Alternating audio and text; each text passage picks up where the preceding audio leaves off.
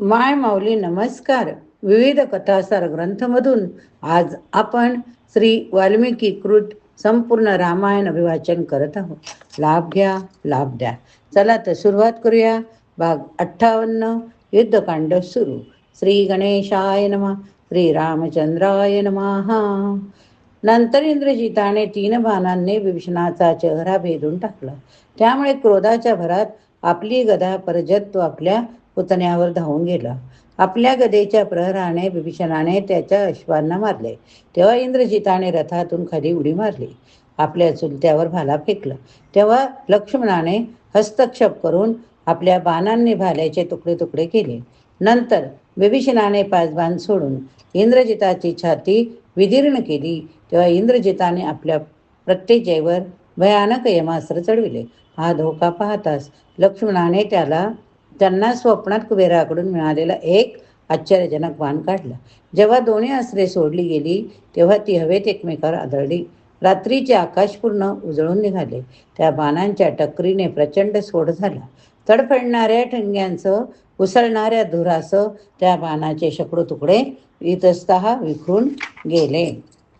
लक्ष्मणाने मग वरुणास्त्र सोडले तर इंद्रजिताने रुद्रास्त्र सोडून ते निष्प्रभ करून टाकले.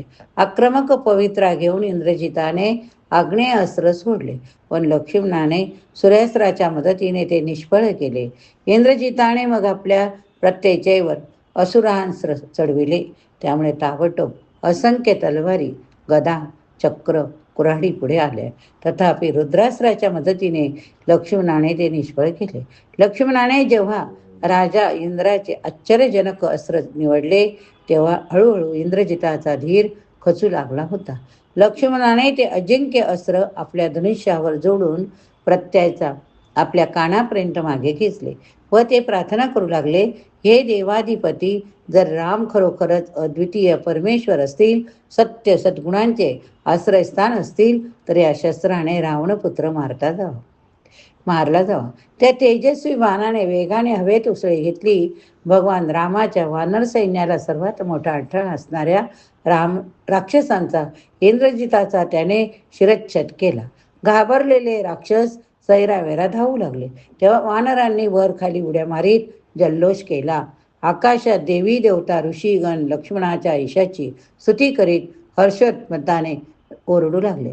नंतर स्वर्गाचे रहिवासी जेव्हा त्या वीरांवर पुष्पवृष्टी करू लागले तेव्हा आपल्या शेपट्या हलवीत जय राम, जय श्रीराम, जय लक्ष्मण असे ओरडत वानरगण आनंदाने नाचू लागले.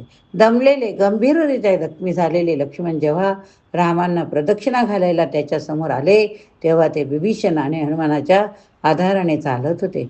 इंद्रजिताच्या पराभवाची संपूर्ण कथा विभीषणाने सांगितली. एकाग्रतेने ती कथा ऐकताना रामांना दिव्यानंदाची प्राप्ती झाली. लक्ष्मणाचे अभिनंदन करून मोठ्या प्रेमाने त्यांच्या मस्तकाचे अवघ्राण करून राम म्हणाले, इंद्रजित हा रावणाचा उजवा हातच होता. आता 3 दिवस 3 रात्रींच्या लढाईनंतर तो मारला गेला. तेव्हा राक्षस राजा लढत देण्यासाठी नक्कीच येईल. इंद्रजिताच्या बाणांनी झालेल्या असंख्य जखमांमुळे लक्ष्मण वेदनाने हैराण झाले. म्हणून त्यांच्यावर इतर जखमी वानरांवर उपचार करण्याची रामांनी सुशेनाला आज्ञा केली. नंतर सुशेनाने एका औषधी वनस्पतीचा लक्ष्मणांना वाफारा दिल्यावर त्यांच्या सर्व वेदना नाहीशा झाल्या व एकाएकी त्यांच्या सर्व जखमा भरून आल्या. त्यामुळे लक्ष्मण आनंदित झाले. विभीषणाच्या मदतीने लक्ष्मणाने इंद्रजिताला कसे ठार केले हे रावणाच्या मंत्र्यांनी त्याला सांगितले. हे वृत्त ऐकून रावणाला भोवळ आली. खूप वेळानंतर तो शुद्धीवर आला. आपल्या प्रिय राजपुत्राच्या मृत्यूचा त्याने तीव्रपणे शोक केला. क्रोधाने वेड्या झालेल्या रावणाने सीतेला ठार करून सूड घेण्याचे ठरविले.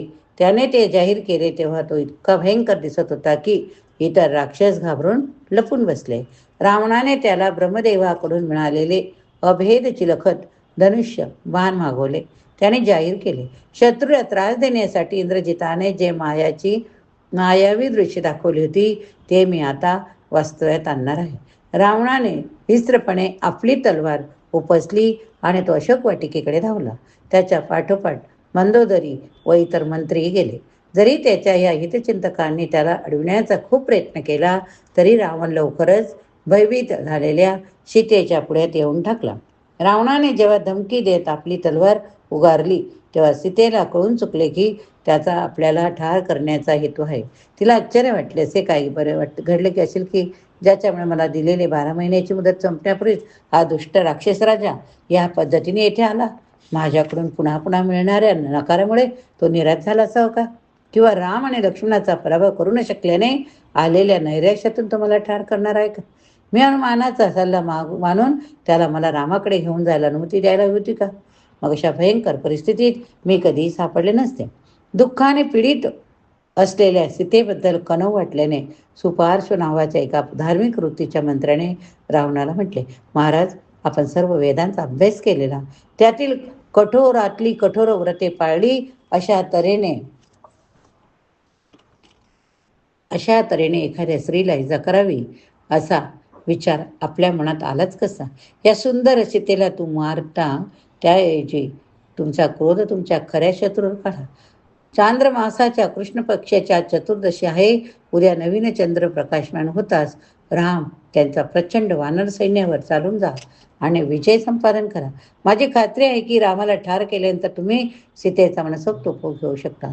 तुमची तीव्र इच्छा तुम्ही अशी वेळेबाधीच नैराश्यात का बदलत आहात? या स्तुतीपूर्व सल्ला रावणाने स्वीकारला. त्याने सीतेला मारण्याची कल्पना सोडून दिली आणि तो आपल्या प्रासादात परतला. सिंहासनावर बसलेल्या अजूनही आपल्या लाडक्या पुत्राच्या मरणाचे दुःख करीत असलेल्या रावणाने पुढील प्रमाणे हुकूम सोडला.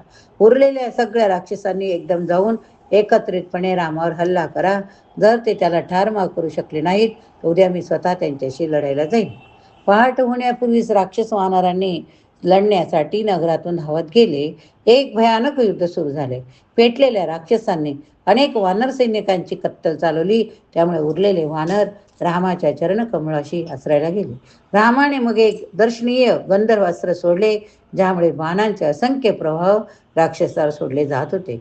हा बाणांचा वर्षाव इतका घनदाट होता की राक्षसांना राम दिसेनासे झाले. केवळ आजूबाजूला होत असलेला असंख्य राक्षस सैनिकांचा नाश फक्त त्यांना दिसत होता. गंधर्वास्त्रामुळे कधी राम अदृश्य होत तर कधी राक्षसांना आपल्या सभोवती सर्व दिशांना हजार राम उभे असलेले दिसत. केवळ 90 मिनिटात रामाने 2,00,000 पायदळ, 18,000 हत्तीवर बसवलेले सैनिक, 14,000 घोडदळ, असंख्य रथधारी योद्ध्यांना कंठस्थान घातले. त्यातून जे बचावले ते आश्रयासाठी लंकेत पळून गेले. देवी देवता आकाशात हर्ष उन्मदाने रामाच्या विजयाचे कौतुक करीत होत्या. राम म्हणाले, महान वानरवीरांनो, हे जाणून घ्या की अशा प्रकारची दैवी अस्त्रे उपयोगात आणणे फक्त मला भगवान शिवांना शक्य आहे. दरम्यान लंकेत मारल्या गेलेल्या राक्षसांच्या विधवा एकत्र आल्या. आपल्या पतींच्या मृत्यूबद्दल शोक करू लागल्या. त्या आक्रोश करू लागल्या. आम्ही सुपर्णखेला शाप देतो, कारण आमच्या निर्वेश करणाऱ्या रावण यांच्यातील या शत्रुत्वाचे मूळ कारण तीच आहे. आधी रामाने रावणाचा अनेकदा पराभव केलेला, त्यामुळे रामाच्या अजिंक्य सामर्थ्याची रावणाला पूर्ण जाणीव असायला हवी होती. आपल्या मूर्ख राजाने विभीषणाचा सल्ला मानून हा रक्तपात का बरे टाळला नाही? स्त्रियांचा आक्रोश ऐकून रावण अचानक अनियंत्रित क्रोधाने खवळून उठला. दुखावलेल्या सापाप्रमाणे फुटकार टाकीत त्याने मंत्र्यांना हुकूम सोडला, ताबडतोब माझे सैन्य युद्धासाठी सज्ज करा. आज मी एकदाचा राम, लक्ष्मण, सर्व वानरांना माझ्या बाणाच्या वर्षावाने ठार करीन. माझा रथ आणा. प्रत्येक सक्षम राक्षस सैनिक माझ्या मागून येईल याची खात्री करून घ्या. रावणाच्या आज्ञेवरून 1,00,000 रथ, 3,00,000 हत्ती, 60,00,000 अश्वदळ, अमर्याद पायदळ एकत्रित आले. रावण 8 अश्वांनी ओढल्या जाणाऱ्या आपल्या रथावर आरूढ झाला. प्रमुख देवतांच्या मालकीचे असंख्य अस्त्रे घेऊन सज्ज झाला. रावण जेव्हा आपल्या प्रासादातून बाहेर आला तेव्हा शंखध्वनी, तुतारीचा आवाज आणि नागरिकांच्या प्रोत्साहनपर घोषणा अशा गलबत्त्यात त्याने स्वागत केले गेले. हा सगळा आरडाओरडा वानराच्या कानी पडताच भीती दहशतीची त्याचे अंतकरणे भरून गेले. नंतर उत्तर दरवाजातून रावण जसा महोदर महापार्श्व विरूपाक्षासह बाहेर निघाला तेव्हा वातावरणात खिन्नता भरून राहिली होती. काळ्या ढगांनी सूर्याला झाकून टाकले. रक्ताचा पाऊस पडू लागला. रावणाचे घोडे रस्त्यावर खळू लागले. त्याचा डावा डोळा लवू लागला. डावा पाऊस पुरण पाहू लागला. चेहरा निस्तेज झाला. आवाज घोगरा झाला. नंतर आकाशातून उल्कापात होऊ लागला. तसे एक गिधाड रावणाच्या ध्वजावर येऊन बसले. या अपशकुनाकडे रावणाने दुर्लक्ष केले. आपल्या सर्व अनशी विधिलिखाणाकडे लिखिताकडे तो वाटचाल करू लागला. युद्धाला सुरुवात झाली तेव्हा रावणाने हाहाकार उडविला. कोणतेही वानर त्याच्या बाणाच्या माऱ्यापुढे उभे राहू शकले नव्हते. क्रुद्ध झालेल्या सुग्रीवाने जेव्हा वानर सैन्याला राक्षस सेनेवर प्रति हल्ला करण्यास चेतविले, तेव्हा रावणाने आपले लक्ष रामाकडे वळविले. या ठिकाणी हा भाग संपवूया. पुढील भागात पुढील कथा बघूया. श्रवण केले असेल तर बोला जय श्रीराम. श्रवण केले तर श्रीराम लिहायला विसरू नका. श्रीराम जय राम जय जय राम. श्रीराम जय राम जय जय राम. श्रीराम जय राम जय जय राम. श्रीराम जय राम जय जय राम.